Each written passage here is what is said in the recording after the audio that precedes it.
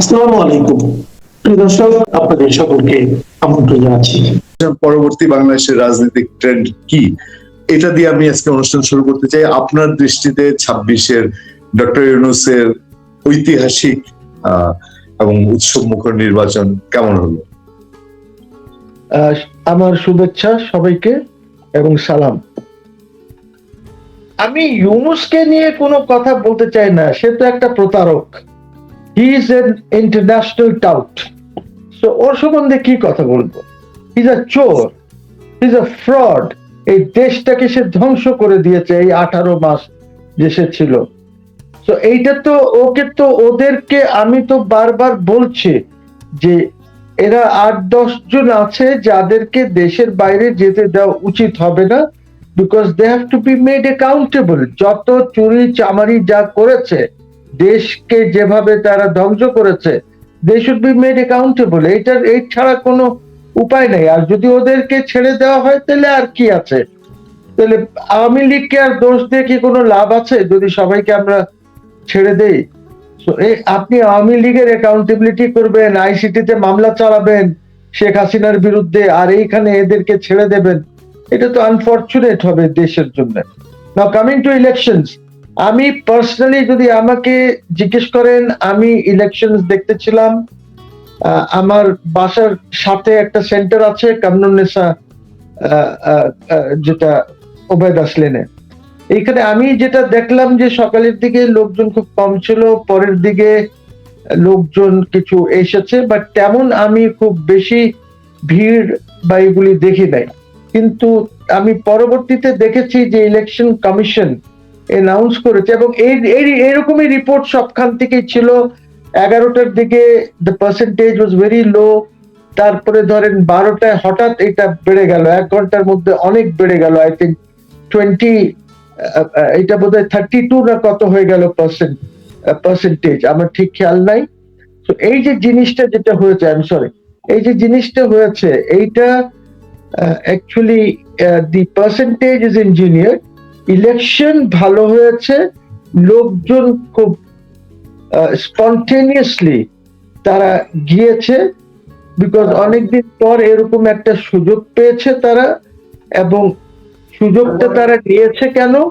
Because security যেটা হয়েছে about, আপনি জানেন যে বাংলাদেশে প্রায় 7-8 লাখ ফোর্সেস ডিপ্লয় করা হয়েছিল পুরো বাংলাদেশে সিকিউর করার জন্য, এবং এইটার জন্য লোকজন যেতে সাহস পেয়েছে। তো এই ইলেকশন যেটা হলো, আমি তো একদমই সাপোর্ট করি না। ওই কি একটা রেফারেন্ডাম করেছে which is meaningless, which is absurd, absolutely absurd, nonsensical একটা জিনিস। এখন যখন রেজাল্ট এসেছে, আমরা দেখছি যে বিএনপি ল্যান্ডস্লাইডে গেছে, 2/3 মেজরিটি পেয়েছে। সিমিলার ল্যান্ডস্লাইড কিন্তু ওদের 2001-এ ছিল। সো ওরকমই ল্যান্ডস্লাইড ওদের এখন হয়েছে। তো আমি মনে করি যে গুড লাক টু দেম। আশা করি তারা এখন জনগণের জন্য কিছু কাজ করবে, কিছু রিফর্মস করবে, not on the basis of the July 25-এর রেফারেন্ডামের বেসিসে না, বাট তারা জেনুইন প্রবলেমস আছে, কনস্টিটিউশনকে নিয়ে জেনুইন প্রবলেমস আছে, এইটাকে তারা রিফর্ম করবে। অনেক লয়ার্সরা ওদের এসেছেন এইবার, ওরা জানেন যে কি প্রবলেমস আছে। সিমিলারলি আমি আশা করছি যে তারা ফাইন্যান্সিয়াল ইনস্টিটিউশনস গুলিকে ঠিক করবেন। তারা যদি অর্থ মন্ত্রণালয় কিবরিয়া সাহেবকে দেওয়া হয় তাহলে হয়তো ভালো করবেন, because Kibria is very good in balancing the budget, he is very good in that, এইটা আমি বলতে পারি। তারপরে আমাদের স্টক মার্কেট ঠিক করতে হবে গভর্নমেন্টকে, এবং স্টক মার্কেট ঠিক করার জন্য অ্যাকচুয়ালি ডিরেগুলেট করতে হবে। এখন পৃথিবী ডিরেগুলেশনের দিকে যাচ্ছে, আপনার সবকিছুতে আপনাকে ডিরেগুলেট করতে হবে। যদি সেটা না করেন তাহলে ব্যবসা বাণিজ্য বাড়বে না, এফডিআই আসবে না, I mean foreign direct investment যেটা আছে সেটা আসবে না। তো এই সরকারের কাছে অনেক আশা আছে জনগণের, জনগণ ওদেরকে ম্যান্ডেট দিয়েছে যদিও এই ম্যান্ডেটকে আমি মনে করি একটু ফ্র্যাকচার্ড, বিকজ এখানে আওয়ামী লীগ ছিল না। যদি এটা ইনক্লুসিভ ইলেকশন আওয়ামী লীগকে নিয়ে হতো তাহলে খুবই ভালো হতো, তাহলে বোঝা যেত যে কি পজিশন আছে। বাট নানদালেস একটা ইলেকশন হয়েছে। আর জানেন সবচেয়ে খুশির ব্যাপার আমার কি, সেটা হচ্ছে যে এই প্রতারক চলে যাচ্ছে। ইউনুস, দ্য প্রতারক of the 21st century is leaving। তার যা করেছে দেশকে নিয়ে, আপনার ইন্ডিয়ার সাথে দেখেন একটা অনর্থ। It was not necessary for him যে উনি আসার সাথে সাথে উনি সেভেন সিস্টার্সকে খেয়ে ফেলবেন বলবেন। আরে বাবা, আপনি তো সরকারে বসেনও নাই, না বসে আপনি স্টেটমেন্ট দিলেন যে খেয়ে ফেলবেন seven sisters. What do you mean? ওটা কি কোনো হালুয়া যে খেয়ে ফেলবেন বা আলাদা করে দেবেন? মানে এরকম একটা ননসেন্স লোক, একে আমরা কেন বসালাম? এই যারা বসিয়েছে এই দেশকে নষ্ট করেছে ওদেরকেও খেসারত দিতে হবে। আর কিছুটা তো দিয়েছে, এনসিপি জামাত যারা মেইন উদ্যোক্তা ছিল তারা খেসারত দিয়েছে। আর্মি অনেক ভুল করেছে, আর্মি এজ এন ইনস্টিটিউশন 5 তারিখে অনেক ভুল করেছে। ওদেরকে এইভাবে নিয়ে এইসব পলিটিক্যাল পার্টিসদের সাথে বসা উচিত ছিল না। দিস শোজ দ্যাট ওয়াক্কার সাহেব খুব ভালো লোক, আমি ওনাকে খুব বেশি পছন্দ করি, কিন্তু উনি পলিটিক্সও বোঝেন না এবং পলিটিক্যাল ইয়েটা কিভাবে ম্যানুভার করতে হয় উনি বোঝেন না। উনি যদি এগুলি বুঝতেন তো দেশের এই অবস্থা হতো না, একদম খুব খারাপ অবস্থা হয়ে গেছে। এখন আমি মনে করি যে খুব ইম্পর্টেন্ট জিনিস হচ্ছে যে তারেক রহমান তার প্রেস কনফারেন্সে সার্কের কথা বলেছেন, ওনার স্টেটমেন্টও আছে। এইটা আমি প্রশংসা করি ওনার, এবং আমি ওনাকে বলবো যে if you are serious about it, because এটা জিয়াউর রহমান সাহেবের ইচ্ছা ছিল সার্ক, এবং সেখান থেকে এটা হয়েছে। এবং ফার্স্ট সার্ক কনফারেন্স যেটা হয়েছে ঢাকা হয়েছে এরশাদ সাহেবের সময়, খুবই সাকসেসফুল। সার্ক কিন্তু is a very successful regional organisation, এইটাকে একটু ঢেলে সাজাতে হবে।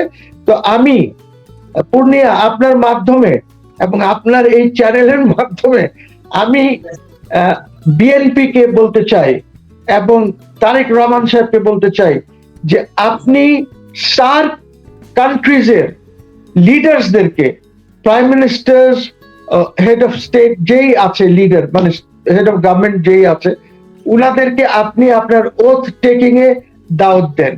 This will be the first step towards regional stability, এবং এইটাতে আমাদের অনেক স্টেচার বাড়বে, রাষ্ট্রের স্টেচার বাড়বে।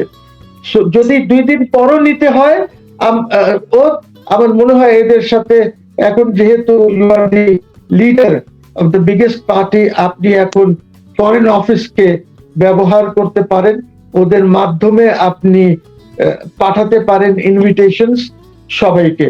এবং আমি আশা করি যে আপনি যদি এটা করতে পারেন, যদি ইনভাইট করেন সবাইকে, যারাই আসুক এখানে, এইটা আপনার জন্য একটা ফার্স্ট ডিপ্লোম্যাটিক সাকসেস হবে আমি মনে করি, এবং এটা দেশের জন্য, জাতির জন্য খুব ভালো হবে। এবং আপনার এই উদ্যোগটা নিলে হয়তো আজকে এই যে ঐক্যমত কমিশন যে অনৈক্য ক্রিয়েট করেছে বাংলাদেশে, এই অনৈক্যটা হয়তো দূর হবে। এবং এইটাতে আপনি যাদেরকে বাদ রাখা হয়েছে, যাদেরকে এই 5ই অগস্টের পরে এনসিপি টেনসিপি এরা যেসব কাজ করেছে, এদেরকে মনে হচ্ছে অছুত করে রেখেছে, এদেরকে আপনি মেইন স্ট্রিমে নিয়ে আসার চেষ্টা করবেন। এবং একটা পুরুষের মতন, যেমন আপনার আব্বা ছিলেন একজন পুরুষ, ওই পুরুষের মতন আপনি এগিয়ে যাবেন। সবাইকে একত্র করে আমরা দেশটাকে সবাই এগিয়ে নেব, অর্থনীতি ঠিক করব, আইনের শাসন আনবো দেশে, আমরা পররাষ্ট্র নীতি ঠিক হবে। আমার আরেকটি জিনিস আমি পূর্ণিয়া আপনার এই চ্যানেলের মাধ্যমে আমি বলি নাই, সেটা বলতে চাই, সেটা হলো যে চয়েস অফ ফরেন মিনিস্টার আপনার জন্য খুবই গুরুত্বপূর্ণ হবে। বিকজ আমাদের দেশে ফরেন মিনিস্টার শুধু 2টা হয়েছে খুব সাকসেসফুল, এবং যাদের জন্য ওই গভর্নমেন্টস এবং ওই লিডার্সরা সাকসেসফুল হয়েছে। একটা হলো জিয়াউর রহমান সাহেবের সময় প্রফেসর শামসুল হক, ডাইনামিক পারসন, নলেজেবল পারসন, উনি অনেক দূর এগিয়ে নিয়েছেন জিয়াউর রহমান সাহেবকে আন্তর্জাতিকভাবে, এবং আমরা জানি যে অনেক কমিটিস গুলিতে উনি ছিলেন জিয়াউর রহমান সাহেব। সিমিলারলি আরেকজন ছিল হুমায়ুন রশিদ চৌধুরী, যাকে সবাই সম্মান করে। হুমায়ুন রশিদ চৌধুরী সাহেব again very skilled, very knowledgeable, যিনি রিজিনাল পলিটিক্স, জিও পলিটিক্স বুঝতেন। উনি সাকসেসফুল একজন ছিলেন, উনি এরশাদ সাহেবের সময় ছিলেন। কিন্তু তারপরে আওয়ামী লীগ আনফরচুনেটলি কোনোদিনও কোনো ভালো ফরেন মিনিস্টার আনতে পারে নাই, আর যাদেরকে দিয়েছে they were too much India centric. আপনাকে ফরেন পলিসি ইন্ডিয়া সেন্ট্রিক হলে তো হবে না, একটাও সাকসেসফুল ছিল না। আর বিএনপি কে আমি বলবো যে খালেদা জিয়ার সময়, বেগম খালেদা জিয়ার সময় যারা ছিলেন, এক কর্নেল মুস্তাফিজ ছিলেন, he was also not up to the mark. তারপরে মোর্শেদ খান, উনি তো he was garbage. Morshed Khan was a garbage as a foreign minister, total garbage. এইটা আমি অথরিটির সাথে বলতে চাই। এবং ওদের যে দুর্দশা হয়েছে এটার জন্য অনেকটা মোর্শেদ খান দায়ী। তো আমি বলবো that you should have a good foreign minister, a foreign minister who is knowledgeable, a foreign minister যে অন্য ফরেন মিনিস্টারের পিঠে হাত দিয়ে কথা বলতে পারে, যে ফরেন মিনিস্টার প্রেসিডেন্টদের সাথে, প্রাইম মিনিস্টারদের সাথে কথা বলতে পারে, যে ফরেন মিনিস্টার রিজিনাল ইস্যুস গুলির সাথে ওয়াকিফাহাল আছে, যে এমন ফরেন মিনিস্টার হতে হবে যে জিও পলিটিক্স এবং জিও ইকোনমিক্স এই দুইটাই বোঝে। বিকজ সেটা যদি না বোঝে, অনেক সময় হয় কি, আপনার ফরেন মিনিস্টার যে আছে, he is the face of the country, he is the face of the nation, because he is the one যে অফিসিয়াল ভিজিটসে যায়, হি ইজ দ্য ওয়ান যে প্রেসিডেন্ট আর প্রাইম মিনিস্টারদের সাথে মিট করে। ওর protocol is next to the prime minister অথবা প্রেসিডেন্ট যে head of government. Very important. আপনার দেশে ফরেন মিনিস্টারের প্রোটোকল যাই হোক না কেন, ইটস নট ইম্পর্টেন্ট, বাট বাইরে ওর protocol is next to the prime minister. কাজে আমাদের জন্য এটা খুবই প্রয়োজনীয়, এবং আমি এক্সপেক্ট করি যে তারেক রহমান সাহেব এদিকে নজর দেবেন এবং উনি একটা ভালো ফরেন মিনিস্টার খুঁজে বের করবেন, যার এই হু is knowledgeable, who is skilled, যে কথা বলতে পারে, যে ভয় করবে না যে আমি ট্রাম্পের সাথে কথা বলছি। কি you should be like Zelensky, যেরকম ট্রাম্পের সাথে সে কথা বলেছে। Good foreign minister. Finance minister তো মনে হচ্ছে কিবরিয়া সাহেব হবেন। Is very good in balancing the budget. আমাদেরকে বাজেটকে ব্যালেন্স করা খুবই প্রয়োজন।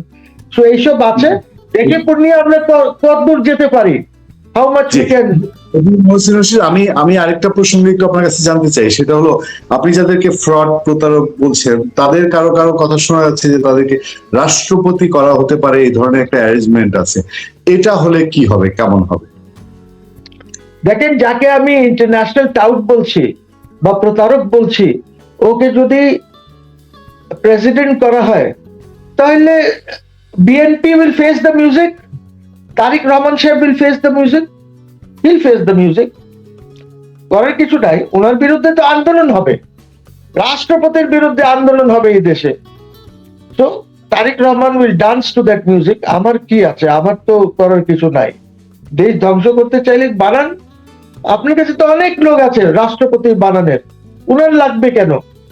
আপনি নজরুল ইসলাম খানকে বানান, আপনি ফখরুল ইসলামকে বানান, অনেক লোক আছে আপনার কাছে। আল্লাহর ওয়াসিফ মুশাররফকে বানান না, বাট আপনি এদেরকে তো বানাতেই পারেন, দেয়ার ইজ নো প্রবলেম। আপনার কাছে লোক আছে তো বানানোর জন্য। দিস আর গুড পিপল যারা প্রেসিডেন্ট হতে পারে, যারা আপনাকে, ইভেন আপনি যখন কনস্টিটিউশনে কিছু অ্যামেন্ডমেন্টস আনবেন, প্রেসিডেন্টকে যখন কিছু ক্ষমতা দেবেন, this are your loyalist, this are your loyalist. Yunus will never be your loyalist. This are প্রতারক। সে কোন সময় কোথায় যাবে ঠিক নাই, সে তো প্রতারণা করে নিয়েছে। নোবেল, ওর নোবেল তো is not a genuine Nobel laureate ভাই, ওর জন্য টেলিনর কিনে দিয়েছে এইটা। ওকে নিয়ে আপনারা চিন্তা করেন কেন? আমি সবশেষ আপনার কাছে জানতে চাই যে আওয়ামী লীগের ইস্যুটা বাস্তবতায় আওয়ামী লীগের ইস্যু কেমন থাকবে, এবং গত 17-18 মাস যে জামাত প্রভাবিত সরকারে আমরা যা দেখেছি সেই প্রভাব কি আগামী সরকারেও থাকবে কিনা? আমার মনে হয় না। দেখেন, এই এই এই সরকারের কিছু ডিফিকাল্টিজ আছে। সেটা হচ্ছে যে রন্দে রন্দে বসিয়ে রেখেছে জামাত তাদের লোকজনকে। এখন এইটা অর্গানাইজ করে এটাকে ঠিক করার জন্য, বিকজ ওরা সবসময় কিন্তু কি করবে, প্রবলেম ক্রিয়েট করবে এদের জন্য। সো এইটা সাজানোর জন্য আমার মনে হয় নিজের লোকজনকে চুজ করে জায়গাগুলিতে বসাতে হবে, যেগুলি ক্রুশিয়াল পয়েন্টস। বাংলাদেশ ব্যাংকের governor, you need a good person to be there, you don't need this man যে আছে এখন। আপনি সেখানে একটা ভালো লোককে নিয়ে আসেন। আপনি স্টক মার্কেটকে ঠিক করতে হলে যে লোক ওইখানে আছে, কমিশনার গিয়ে বের করে দেন ওদেরকে, নিজের লোক আনেন, ভালো লোক আনেন যে বুঝবে, বা যে স্টেক হোল্ডারদের সাথে কথা বলবে, কথা বলে কাজ করবে। আপনার আর্মি আর আনসার আর পুলিশ প্রোটেকশনে যদি এসিসির চেয়ারম্যান যদি বসে, তাহলে কি হবে দেশে? আই এম শিওর এই জিনিসগুলি খুসরু সাহেব ভালো জানেন, এবং আমার মনে হয় that he will work on this things in the cabinet. এবং আমরা হয়তো স্টক মার্কেটকে ঠিক করে ফেলবো, ডিরেগুলেট, অনেক ডিরেগুলেশন দরকার, সিম্পলিফিকেশনস দরকার। এগুলি আমরা যদি করতে পারি তাহলে আপনি দেখবেন যে মার্কেট চাঙ্গা। মার্কেট তো কালকে খুললেই হয়তো চাঙ্গা হবে। Tomorrow you will see that the market is চাঙ্গা, index is going up, because এই গভর্নমেন্ট যা করেছে, আই ক্যানট টেল ইউ, যা তা অবস্থা করে রেখেছে। সালেউদ্দিন সাহেবের একজন ফরেন ফাইন্যান্স সেক্রেটারি, ওনার বস ছিল সালেউদ্দিন সাহেবের, যখন উনি গভর্নর ছিলেন, ওনার ছেলেকে সে এসে বলেছে যে আমার ছেলের কোনো জব নাই, ওকে একটা জবের বন্দোবস্ত বললো, আমি এখনই করে দিচ্ছি, এসিসির চেয়ারম্যান বানিয়ে দিচ্ছে। এইভাবে তো সরকার চলে না। সরকারে তো দরকার আপনার স্কিলড, নলেজেবল পিপল, যারা জানে যে পৃথিবী এখন কোথায় যাচ্ছে। পৃথিবী is going towards deregulation. Why Trump is failing? Because Trump উল্টা চলছে। এই ট্যারিফ ম্যারিফ কইরা সে উল্টা চলছে। উল্টা চললে তো ইট টেক হিম নোওয়্যার। এই জন্য দেখেন সব আলাদা হয়ে গেছে, সব এখন ওরা নিজের ট্রেড নিজে করছে, তারা এফটিএস করছে। আমাদেরকে তো এই জিনিসগুলি বুঝতে হবে। And I am sure there are good people in BNP, তারা অ্যাডভাইস করবে, আপনাদের মতন ভালো জার্নালিস্টরা অ্যাডভাইস করবে। আমাদের জন্য দেখেন কি, BNP is not important, Awami League is not important, Bangladesh is important, আপনার জন্য আমার জন্য। আমরা চাই যে এই বাংলাদেশটা টিকে থাকুক, এই বাংলাদেশ এগিয়ে যাক। এবং আমার মনে হয় ইভেন এখন আমি সত্যি কথা কি বলি, আমি তো হোসেন মোহাম্মদ এরশাদ সাহেবের সাথে, আমি তো তার প্রেসিডেন্ট মেম্বার ছিলাম। আমার কোনো নাই, হেজিটেশন নাই ইন সেইং দ্যাট এই লোকটা যখন আমার সাথে এককভাবে বসতো ইন আ সিক্রেট লোকেশন, রাষ্ট্রের কথা যখন আমার সাথে বলতেন উনি, তখন আমি দেখেছি he love the people of this country. আপনি ওনাকে স্বৈরাচার বলেন, যাই বলেন, কিন্তু ওনার মধ্যে দেশ আর জনগণের জন্য যে একটা মায়া ছিল, এইটা আমি ওনার মধ্যে দেখেছি।